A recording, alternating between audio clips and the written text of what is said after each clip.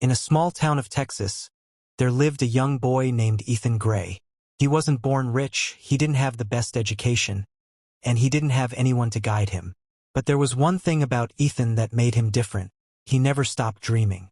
Every night, while the world slept, Ethan worked in a small garage, fixing broken machines, learning new things, and building ideas in his mind.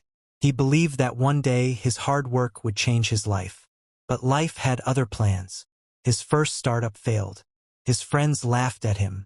Even his own family told him, "Maybe you're not made for success."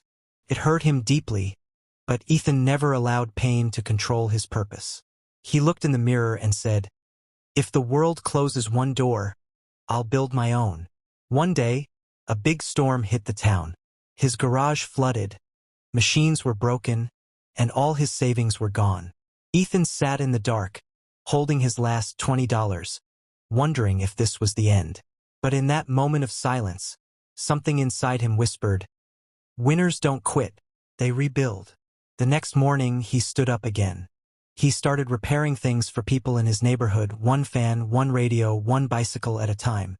He worked days and nights, sometimes without food, sometimes without sleep. Slowly, people started noticing him. They started calling him the fixer who never gives up. Years passed. Ethan kept learning, kept improving. And one day, he launched his own company, Gray Tech Innovations. The same boy who once worked in a small garage was now building machines that changed people's lives. Reporters came to interview him.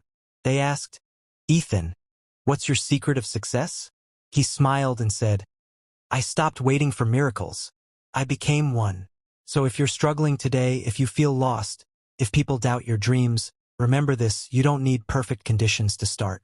You just need the courage to keep going. Because success doesn't come to those who wish.